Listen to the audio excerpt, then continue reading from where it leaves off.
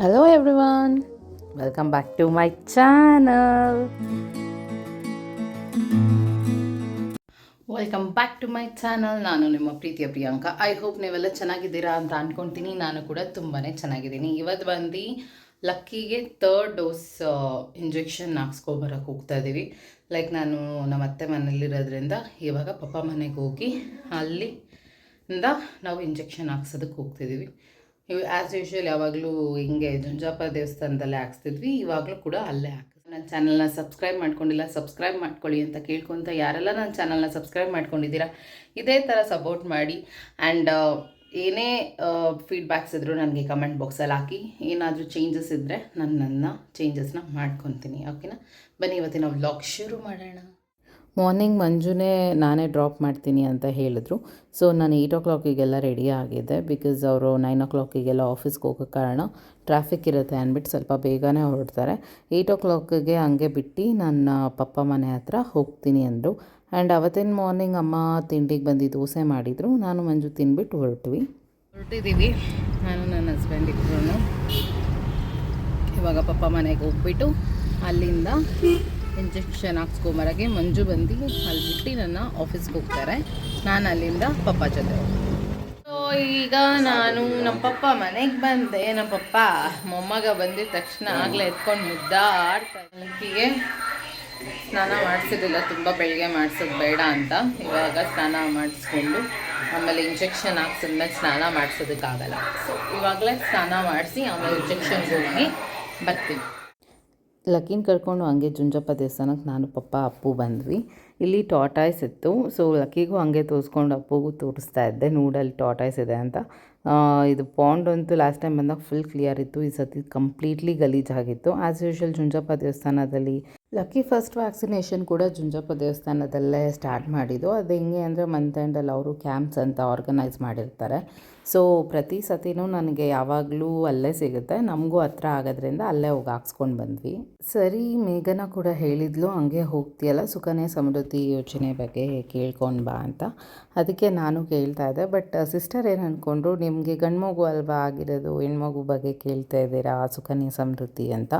ಆಮೇಲೆ ಹೇಳ್ದೆ, ಇಲ್ಲ ಮೇಘ ನಂಗೆ ಮಗು ಆಗಿದೆ, ಹೆಣ್ಮಗು, ಅದಕ್ಕೋಸ್ಕರ ಕೇಳ್ತಿದ್ದೀನಿ ಅಂತ ಹೇಳಿದೆ.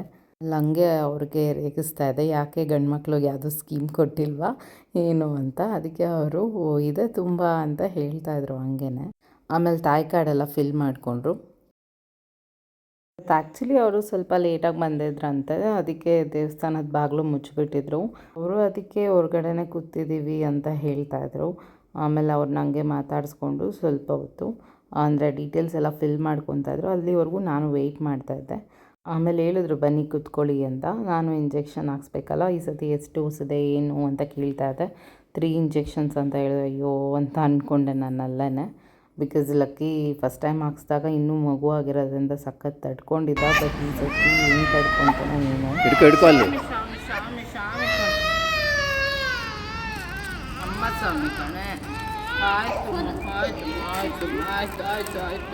ಏನಾಗಲ್ಲ, ಸ್ಟ್ರಾಂಗ್ ಅಲ್ವಾ ನೀನು? ವೆರಿ ಸ್ಟ್ರಾಂಗ್ ಬಾಯ್ ನನ್ನ ಮಗ, ವೆರಿ ವೆರಿ ಸ್ಟ್ರಾಂಗ್. ಜೈ ಶ್ರೀರಾಮ್, ಜೈ ಶ್ರೀರಾಮ್, ಜೈ ಶ್ರೀರಾಮ್, ಜೈ ಶ್ರೀರಾಮ್, ಜೈ ಶ್ರೀರಾಮ್. ಅಣ್ಣ ಅಣ್ಣ ಅಣ್ಣ, ಯಾರು ಅಣ್ಣ? ಲಕ್ಕಿ ಅಣ್ಣನಾ? ನೀನು ಯಾರು? ಜೈ ಶ್ರೀರಾಮ್, ಜೈ ಶ್ರೀರಾಮ್, ಜೈ ಶ್ರೀರಾಮ್ ಅನ್ನೇ. ಆಯಿತು, ಇನ್ನೂ ಜೈ ಶ್ರೀರಾಮ್ ಹೇಳ್ತವನೆ ನಿಂಗೆ. ಸೀತಾರಾಮ್, ರಾಮ ರಾಮ ಸೀತಾರಾಮ್, ಜೈ ಜಯ ರಾಮ್ ಸೀತಾರಾಮ್, ಜೈ ಜಯ ರಾಮ್ ಸೀತಾರಾಮ್, ಜೈ ಜಯ ರಾಮ್. ಅಮ್ಮ ಸುಂದರ, ಅಮ್ಮ ಬಂಗೋರ, ಮುದ್ದು ಬಂಗೋರ, ಪುಟ್ಟ ಪಾಪ, ಮುದ್ದು ಕಂದ. ಹಾರು ನನ್ನ ಮುದ್ದಮ್ಮನ, ಬಂಗಾರನ, ಸುಂದ್ರಿ,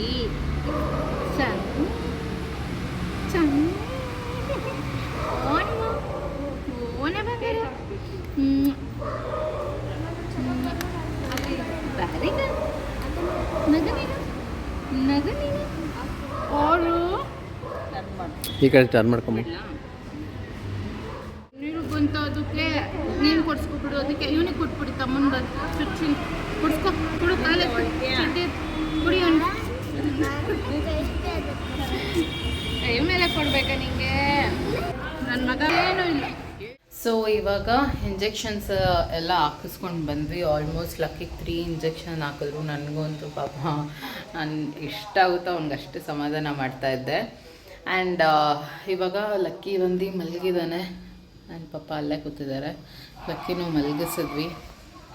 ಬಂದ ತಕ್ಷಣ ಅವ್ನು ಯೂಶ್ವಲಿ ಯಾವಾಗಲೂ ಅಷ್ಟೇ 3 ಟೈಮ್ಸು ಅಷ್ಟೇ ಅವ್ನು ಮಲಗಿದಾಗಲೇ ಆದಷ್ಟು ನಾನು ಹೋಗಿ ಇಂಜೆಕ್ಷನ್ಸ್ ಹಾಕ್ಸ್ಕೊಂಡ್ಬರ್ತೀನಿ. ಯಾಕಂದರೆ ಅವ್ನು ನಿದ್ದೆ ಮಾಡಲು ಆದಷ್ಟು ಮರಿತಾನೆ ನೋವನ್ನ. ಅಲ್ಲಿ ಸಿಕ್ಕಾಪಟ್ಟೆ ಈ ಸತಿ ಸಖತ್ ಅಳತ್ಬಿಟ್ಟು ಅದೊಂದು ಬೇಜಾರಾಯಿತು ನನಗೆ. ಸೊ ಇಂಜೆಕ್ಷನ್ ಎಲ್ಲ ಹಾಕ್ಸ್ಕೊಂಡು ಇವಾಗ ನಮ್ಮ ಅಕ್ಕ ಮನೆಗೆ ಬಂದಿದ್ದೀವಿ. ಸೊ ಇಲ್ಲೇ ಮೇಘನ ಇದ್ಲು, ಸಿರಿ ನೋಡಿರ್ಲಿಲ್ವಲ್ಲ, ಹಾಗೆ ಸಿರಿ ನೋಡಿಕೊಂಡು ಈಗ ಬಂದ್ವಿ. ಆ್ಯಂಡ್ ಆಮೇಲೆ ನಿಮಗೆ ವ್ಲಾಗ್ನ ಕಂಟಿನ್ಯೂ ಮಾಡಿ. ಮನೆಗೆ ಬಂದ್ವಿ. ಲಕ್ಕಿನ ಅಪ್ಪ ಮಲಗಿಸ್ತಾ ಇದ್ದಾರೆ. ನನ್ನ ಅಲ್ಲಿ ವ್ಲಾಗ್ ಕಂಟಿನ್ಯೂ ಮಾಡೋದಕ್ಕಾಗಲಿಲ್ಲ. ಮೇನ್ ರೀಸನ್ ಬಂದು ಲಕ್ಕಿಗೆ 3 ಇಂಜೆಕ್ಷನ್ ಕೊಟ್ಟಿರಲ್ಲ 3.5 ಮಂತ್ಸ್ದು. ಸೊ ಅವನಿಗೆ ಸಖತ್ ಪೇಯ್ನ್ ಇತ್ತು. ಅವ್ನು ಸ್ವಲ್ಪ ಅಳ್ತಾ ಇದ್ದ, ಹಠ ಮಾಡ್ತಾಯಿದ್ದ. ನಾನು ಅಲ್ಲಿ ವ್ಲಾಗ್ನ ಮಾಡೋದಕ್ಕಾಗಲಿಲ್ಲ. ಇವಾಗಲೂ ಸ್ವಲ್ಪ ಪೇಯ್ನ್ ಇದೆ. ಸೊ ಅವನಿಗೆ ಜೋಲಿಗೆ ಅಭ್ಯಾಸ ಆಗಿಬಿಟ್ಟಿದ್ದಾನೆ. ಅವನಿಗೆ ನಾನು ಇರಬೇಕು, ಇಲ್ಲ ಜೋಲಿ ಇರಬೇಕು. ನಾನು ಎಷ್ಟೇ ಫೀಡ್ ಮಾಡ್ತಾಯಿದ್ರು ಅವ್ನು ಮಲ್ಕೊಳ್ಳೋಕ್ಕೆ ಆಗ್ತಾಯಿರಲಿಲ್ಲ. ಈಗ ಜೋಲಿಗೆ ಬಂದಿದ್ದ ತಕ್ಷಣ ಆರಾಮಾಗಿ ಮಲ್ಕೊತಾ ಇದ್ದಾನೆ ಇಲ್ಲಿ. ಸೊ ಮತ್ತೆ ಸಿಗ್ತೀನಿ ಆಮೇಲೆ.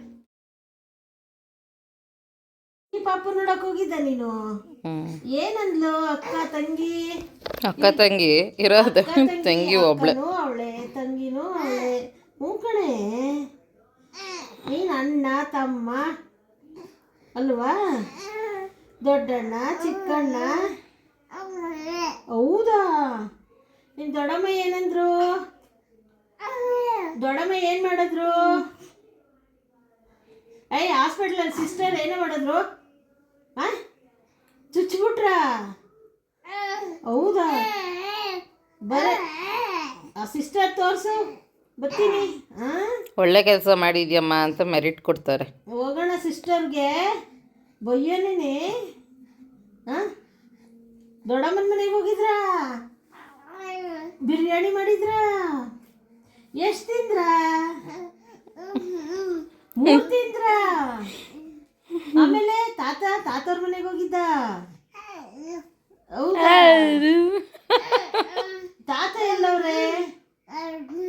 ಹೋಗು ಅಂದ್ರ? ಹೋಗು ಅಂದ್ರ? ಅಪ್ಪ ಇಲ್ಲಿ ನೋಡ್ ಬಾ ನಿನ್ ಮೊಮ್ಮಗನ. ತಾತ ಏನಂದ್ರಪ್ಪ? ಹೋಗು. ಓಹೋ ಪುಟಾಣಿ ಅಂತ ಮಾತಾಡ್ಸಿದ್ರು. ಪುಟಾಣಿ ಚಿನ್ನಿ ಅಂದ್ರ?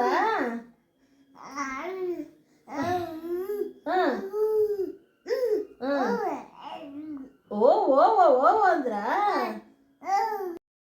ಆಮೇಲೆ ಸ್ವಲ್ಪ ಲಕ್ಕಿಗೆ ತುಂಬ ನೇಲ್ಸ್ ಬೆಳೆದಿತ್ತು. ನೇಲ್ಸ್ ಕಟ್ ಮಾಡಿ ನನಗೂ ಕಂಪ್ಲೀಟ್ಲಿ ನೇಲ್ಸ್ ಎಲ್ಲ ಬೆಳೆದಿತ್ತಲ್ಲ, ಸೊ ಕಟ್ ಮಾಡೋಣ ಅಂದ್ಕೊಂಡೆ. ಇದು ಬಂದು ನನ್ನದು ನೇಲ್ ಕಿಟ್ಟು, ಅಂದರೆ ಪುಟಾಣಿದು ನಾನು ಡಿಮಾರ್ಟಲ್ಲಿ ತೊಗೊಂಡಿದ್ದು. ಆಲ್ಮೋಸ್ಟ್ ನಮಗೆ ನೇಲ್ ಶಾರ್ಪರ್, ನೇಲ್ ಕಟರ್ ಎಲ್ಲ ಬರುತ್ತೆ. ಇದೊಂದು ನಂಗೆ ತುಂಬ ಇಷ್ಟ ಆಯಿತು, ಅದಕ್ಕೆ ತೋರಿಸ್ತಾ ಇದ್ದೀನಿ. ಆಮೇಲೆ ಮಧ್ಯಾಹ್ನ ಬಂದು ನಾನು ಸ್ವಲ್ಪ ಪಾಸ್ತಾ ಮಾಡ್ಕೊಳ್ಳೋಣ ಅಂತ ಅಂದ್ಕೊಂಡೆ. ಏನೋ ಹಿಂಗೆ ಅಡುಗೆ ಇದು ನೋಡ್ತಾ ಇರುವಾಗ ಬಂತು, ಮತ್ತು ಪಾಸ್ತಾನು ಮನೇಲಿತ್ತಲ್ಲ ಮಾಡ್ಕೊಳ್ಳೋಣ ಅಂತ ಅಂದ್ಕೊಂಡು ಹಾಗೆ ಪಾಸ್ತಾ ಮಾಡೋಣ ಅಂತ ರೆಡಿ ಮಾಡ್ಕೊತಾ ಇದ್ದೀನಿ. ಅಮ್ಮ ಸರಿ ನೀನು ಊಟಕ್ಕೆ ಅದನ್ನೇ ತಿಂತೀಯಾ ಅಂದರೆ ಮಾಡ್ಕೋ, ಪರವಾಗಿಲ್ಲ, 1 ಟೈಮ್ ಅಲ್ವಾ, ಏನೂ ಆಗೋಲ್ಲ ಅಂತ. ಇಲ್ಲಿ ನಾನೊಂದು ಬೌಲಲ್ಲಿ 1 ಕಪ್ ಪಾಸ್ತಾ ಹಾಕ್ಕೊಂಡಿದ್ದೀನಿ. ಫಸ್ಟು ಇದನ್ನು ನಾನು 2 ವೇಸಲ್ಲಿ ಮಾಡ್ತೀನಿ. ಒಂದು ಕುಕ್ಕರಲ್ಲಿ ಕೂಡ ಮಾಡ್ತೀನಿ. ಕುಕ್ಕರಲ್ಲಿ ಮಾಡಿದ್ರು ತುಂಬಾ ಚೆನ್ನಾಗಿರುತ್ತೆ. ಇಲ್ಲಿ ನಾನು ಕುಕ್ಕರಲ್ಲಿ ಏನು ಮಾಡೋದಕ್ಕೆ ಹೋಗಲಿಲ್ಲ, ಜಸ್ಟ್ ಬೇಗ ಮಾಡ್ಕೊಳ್ಳೋಣ ಅಂದ್ಬಿಟ್ಟು ನಾರ್ಮಲ್ಲಾಗಿ ಒಗ್ಗರಣೆ ಪಾಸ್ತಾ ಯಾವ ಥರ ಮಾಡ್ತಾರೆ ಆ ಥರ ಮಾಡ್ತಾಯಿದ್ದೀನಿ. ಮಸಾಲ ಪಾಸ್ತಾನು ಬರುತ್ತೆ, ನೆಕ್ಸ್ಟ್ ವ್ಲಾಗಲ್ಲಿ ಯಾವಾಗಾದರೂ ನಾನು ತೋರಿಸ್ತೀನಿ. ಇದು ಬಂದು ಕಂಪ್ಲೀಟಾಗಿ ನಾನೊಂದು ಸ್ಪೂನ್ ಉಪ್ಪು ಮತ್ತು ಸ್ವಲ್ಪ ಎಣ್ಣೆ ಹಾಕ್ಕೊಳ್ಳೋದ್ರಿಂದ ಸ್ವಲ್ಪ ಪಾಸ್ತಾ ಎಲ್ಲ ಅಂಟ್ಕೊಳ್ಳಲ್ಲ, ಆ ರೀಸನ್ಗೆ. ಆಮೇಲೆ ಬಂದು ನಾನು ಸ್ವಲ್ಪ ಈರುಳ್ಳಿ ಒಗ್ಗರಣೆ ಕಟ್ ಮಾಡಿಕೊಂಡೆ. ಇಲ್ಲಿ ನಾನೊಂದು ಸಣ್ಣ ಈರುಳ್ಳಿ 2 ತೊಗೊಂಡಿದ್ದೆ ಅಷ್ಟೇ. ಈರುಳ್ಳಿ ಎಲ್ಲ ಕಟ್ ಮಾಡಿ, ಆಮೇಲೆ ಹಸಿಮೆಣ್ಸಿನ್ಕಾಯಿ ಒಂದು ತೊಗೊಂಡು, ಒಂದು 2 ಹಸಿಮೆಣ್ಸಿನ್ಕಾಯಿ ಸಾಕಾಗುತ್ತೆ, ಜಾಸ್ತಿ ಏನು ಬೇಡ, ಯಾಕಂದರೆ ನಾನು ಅಷ್ಟು ಖಾರ ಏನು ತಿನ್ನಲ್ಲ, ಅದಕ್ಕೋಸ್ಕರ ನಾನು 2 ಮೆಣಸಿನ್ಕಾಯಿ ಒಗ್ಗರಣೆಗೆ ಅಂತ ತೊಗೊಂಡೆ. ಇಲ್ಲಿ ಕಟ್ ಮಾಡ್ಕೊಳ್ಳೋ ಅಷ್ಟರೊಳಗೆ ಸ್ವಲ್ಪ 90 80 to 90% ಅಷ್ಟೇ ಬೇಯಿಸ್ಕೊಬೇಕು ಪಾಸ್ತಾನ. ತುಂಬ ಮೆತ್ತಗೆ ಮಾಡ್ಕೊಂಡ್ಬಿಟ್ರೆ ಒಂಥರ ಬಿಟ್ಕೊಳೋ ಥರ ಆಗ್ಬಿಡುತ್ತೆ, ಅವಾಗ ಪಾಸ್ತಾ ತಿನ್ನೋಕ್ಕೆ ಮಜಾ ಇರೋಲ್ಲ ಮತ್ತು ತಿಂದಂಗೂ ಅನಿಸಲ್ಲ. ಸೊ ಇಲ್ಲಿ ನಾನೊಂದು 80% ಬೇಯಿಸ್ಕೊಂಡು ಆಮೇಲೆ ಇವಾಗ ಒಗ್ಗರಣೆಗೆ ರೆಡಿ ಮಾಡಿಕೊಂಡೆ. ಒಂದು 2 to 3 ಸ್ಪೂನಷ್ಟು, ಯಾಕಂದರೆ ಇದು ಒಬ್ರಿಗೆ ಮಾಡ್ಕೊಳ್ಳೋ ಕಂಟೆಂಟ್, ಅಂದರೆ 1 or 2 ಮೆಂಬರ್ಸ್ ತಿನ್ಬೋದು. ನನಗೆ 1 ಬೌಲ್ ಹಾಕಿರೋದಕ್ಕೆ ಅಷ್ಟು ಪಾಸ್ತಾ ಆಗಿದೆ. ಅದನ್ನು ತಣ್ಣೀರಲ್ಲಿ ನೆನೆಸಿಟ್ಕೊಂಡಿದ್ದೆ. ಬಿಸಿ ಇರೋದ್ರಿಂದ ತಣ್ಣೀರಿಗೆ ಹಾಕಿದಾಗ ಕಂಪ್ಲೀಟಾಗಿ ನಿಮಗೆ ಅಂಟಾಗಲ್ಲ ಮತ್ತು ಅದು ಕೂಡ ಸ್ವಲ್ಪ ನಿಮಗೆ ಹರಡೋದು ಕಮ್ಮಿ ಆಗುತ್ತೆ. ಇವಾಗ ಅನ್ನ ಹೆಂಗೆ ಹರಡುತ್ತೆ ಹಬೇಲಿ ಅದೇ ಥರ. ಸೊ ನಾನು ತಣ್ಣೀರು ಹಾಕ್ಕೊಂಡಿದ್ದೆ. ಇಲ್ಲಿ ಒಗ್ಗರಣೆಗೆ ನಾನು ಸ್ವಲ್ಪ ಈರುಳ್ಳಿ ಮತ್ತು ಮೆಣಸಿನ್ಕಾಯಿ ಹಾಕ್ಕೊಂಡು ಹುರ್ಕೊಂಡು ನೆಕ್ಸ್ಟು ನಾನು ಮ್ಯಾಜಿಕ್ ಮಸಾಲ ಪೌಡರ್ ಹಾಕ್ಕೊತಾ ಇದ್ದೀನಿ. ಸೊ ಇಲ್ಲಿ ಮ್ಯಾಜಿಕ್ ಮಸಾಲ ಪೌಡರ್ ಹಾಕ್ಕೊಂಡೆ. ನನಗೆ ಪಾಸ್ತಾ ಪೌಡರ್ಗಿಂತ ಮ್ಯಾಜಿಕ್ ಮಸಾಲ ಪೌಡರಲ್ಲಿ ಸ್ವಲ್ಪ ಟೇಸ್ಟಿ ಅಂತ ಅನಿಸುತ್ತೆ. ಸೊ ಇದರಲ್ಲಿ ನಾನು ಮ್ಯಾಜಿಕ್ ಮಸಾಲಾನೇ ಹಾಕ್ಕೊತಾ ಇದ್ದೀನಿ. ದಿನ ತಿನ್ನೋದು ಆ ಥರ ಎಲ್ಲ ಅಭ್ಯಾಸ ಮಾಡ್ಕೊಬೇಡಿ ಯಾರೂ. ಇದು ರೇರಾಗಿ ತಿನ್ನೋದು ತುಂಬಾ ಚೆನ್ನಾಗಿರುತ್ತೆ. ತಿನ್ನೋದಕ್ಕೆ ಹೋಗಬೇಡಿ. ಮತ್ತು ಇಲ್ಲಿ ನಾನು ತೊಗೊಂಡಿರೋದು ಬಂದು ವೀಟ್ ಪಾಸ್ತಾ, ಮೈದಾ ಪಾಸ್ತಾ ತಿನ್ನೋಂಗಿಲ್ಲ, ಅದಕ್ಕೋಸ್ಕರ ನಾನು ಇಲ್ಲಿ ವೀಟ್ ಪಾಸ್ತಾ ತೊಗೊಂಡಿದ್ದೀನಿ. ಇದು ಆಮೇಲೆ ನಾನು ಫೈನಲ್ಲಿ ಏನಾಗುತ್ತೆ ಎಲ್ಲ ಮಸಾಲೆ ಸಾಸ್ ಎಲ್ಲ ಆ್ಯಡ್ ಮಾಡ್ಕೊಂಡ್ಮೇಲೆ ಪಾಸ್ತಾನು ಎಲ್ಲ ಕಂಪ್ಲೀಟಾಗಿ ಹಾಕ್ಕೊಂಡೆ. ಸ್ವಲ್ಪ ನೀರು ಹಾಕ್ಕೊಂಡು ಬೇಯಿಸ್ಕೊಂಡ್ರೆ ಅದು ಕಂಪ್ಲೀಟಾಗಿ ಇನ್ನೇನಿದೆ ಅದು ಸ್ಟೀಮಲ್ಲೇ ಬೆಂದ್ಕೊಳುತ್ತೆ, ಜಾಸ್ತಿ ಏನೂ ಇಟ್ಕೊಳ್ಳೋ ಅವಶ್ಯಕತೆ ಇರೋಲ್ಲ. ಸೊ ಇಲ್ಲಿಗೆ ಕಂಪ್ಲೀಟಾಗಿ ನನ್ನ ಪಾಸ್ತಾ ರೆಡಿ ಆಯಿತು. ನಾನು ಇನ್ನೂ ಸ್ವಲ್ಪ ಬೇಯಲಿ ಅಂದ್ಬಿಟ್ಟು ಸ್ವಲ್ಪ ನೀರು ಆ್ಯಡ್ ಮಾಡಿದೆ. ನೀರು ಆ್ಯಡ್ ಮಾಡಿ ಆಮೇಲೆ ನನ್ನ ಪಾಸ್ತಾ ಕಂಪ್ಲೀಟಾಗಿ ಹಬೇಲಿಟ್ಟು ಬೇಯಿಸ್ಕೊಂಡು ಆಮೇಲೆ ರೆಡಿ ಆಯಿತು. ಫೈನಲಿ ನನ್ನ ಪಾಸ್ತಾ ಯಾವ ಥರ ಇದೆ ಅಂತ ನೋಡ್ಬೋದು. ಈ ಥರ ಕಂಪ್ಲೀಟ್ ಮಸಾಲೆ ಎಲ್ಲ ಇಟ್ಕೊಂಡಿತ್ತು. ಇದೇ ಥರ ಇರೋದಕ್ಕೆ ನನಗೂ ತಿನ್ನೋದಕ್ಕೆ ಚೆನ್ನಾಗಿರುತ್ತೆ. ಇದ್ರ ಜೊತೆಗೆ ನಾನು ಒಂದು ಪ್ಲೇಟಿಗೆ ಹಾಕ್ಕೊಂಡು ವಿತ್ ಸಾಸ್ ನಾನು ಸರ್ವ್ ಮಾಡಿಕೊಂಡು ತಿಂತಾ ಇದ್ದೀನಿ ಇವಾಗ.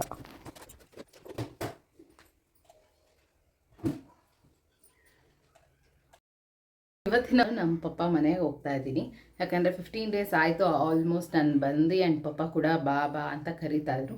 ನೆಕ್ಸ್ಟು ಹೆಂಗೂ ಲಕ್ಕಿಗೂ ಕೂಡ ಅಲ್ಲಿ ಸ್ವಲ್ಪ ಅಡ್ಜಸ್ಟ್ ಆಗಬೇಕು ಅಂತ ಅಲ್ಲಿಗೆ ಇವತ್ತು ನಾವು ಹೊರಡ್ತಾ ಇದ್ದೀವಿ. ನನ್ನ ಹಸ್ಬೆಂಡ್ ಇವತ್ತು ಬಂದು ನನ್ನ ಲಕ್ಕಿನ ಇಬ್ಬರೂ ಬಿಡ್ತಾರೆ. ಇದೊಂದು ಫೇಸಸ್ ಕೆನಡಾ ರಿಂಗ್ ಲೈಟ್ ತೊಗೊಂಡಿದ್ದೆ, ಇದೊಂದು ಎತ್ತಿಟ್ಕೊಳ್ತಾ ಇದ್ದೀನಿ, ಬೇಕಾಗತ್ತೆ ವಿಡಿಯೋಸ್ ಎಲ್ಲ ಮಾಡೋದಕ್ಕೆ ಅಂತ. ಇಲ್ಲಿ ಫಸ್ಟ್ ನಾನು ಲಕ್ಕಿ ಬಟ್ಟೆ ಎಲ್ಲ ಪ್ಯಾಕ್ ಮಾಡಿ ಎತ್ತಿಟ್ಕೊಂಡಿದ್ದೆ. ಇವಾಗ ಬಂದು ನನ್ನ ಬಟ್ಟೆಗಳನ್ನ ಏನು ಅವಶ್ಯಕತೆ ಇದೆ ಕಂಪ್ಲೀಟಾಗಿ ನನ್ನ ಆಫೀಸಿಗೆ ನೆಕ್ಸ್ಟು ಏನು ಬೇಕೋ ಅದೆಲ್ಲ ತಗೊಳ್ಳೋಣ ಅಂದ್ಬಿಟ್ಟು ಪ್ಯಾಕ್ ಮಾಡ್ತಾಯಿದ್ದೆ. ಆ್ಯಸ್ ಯೂಶ್ವಲ್ ನಾನು ಜೀನ್ಸ್ ಪ್ಯಾಂಟ್ ಬಿಟ್ಟು ಇನ್ನೆಲ್ಲ ಅಮ್ಮ ಕಟ್ಟಿಟ್ಬಿಟ್ಟಿದ್ರು, ಯಾವುದು ಡ್ರೆಸ್ ಹಾಳಾಗಬಾರ್ದು ಅಂತ. ಯೂಶ್ವಲಿ ಶೀತಕ್ಕೆ ಬಟ್ಟೆ ಎಲ್ಲ ಒಂಥರ ಮುಗ್ಲು ವಾಸನೆ ಬರುತ್ತಲ್ಲ, ಅದಕ್ಕೋಸ್ಕರ ಅಮ್ಮ ಎಲ್ಲ ಕಟ್ಟಿ ಎತ್ತಿಕ್ಬಿಟ್ಟಿದ್ರು. ಜೀನ್ಸ್ ಮಾತ್ರ ನಾನು ಒಂದು 2-3 ತೊಗೊಂಡೆ. ಆಮೇಲೆ ಜರ್ಕಿನ್, ಸ್ವೆಟ್ ಟಾಪ್ಸು, 2 ಜೀನ್ಸ್ ತೊಗೊಂಡಿದ್ದೀನಿ. ಏನಾದರೂ ಬೇಕು ಅಂದರೆ ಆಮೇಲೆ ಮಂಚು ತಂದು ಕೊಡ್ತಾರೆ.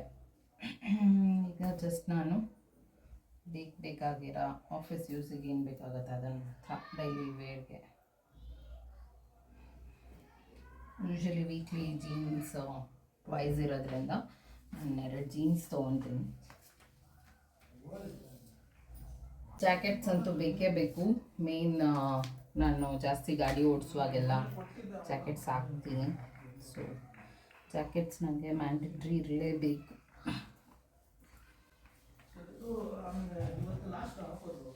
ಎಲ್ಲ ಕ್ಲಾತ್ಸು ತೊಗೊತಾ ಇದ್ದೆ, ನೋಡ್ತಾ ಇದ್ದರೆ ಎಲ್ಲ ಜಾಸ್ತಿನೇ ಆಗ್ತಾಯಿತ್ತು.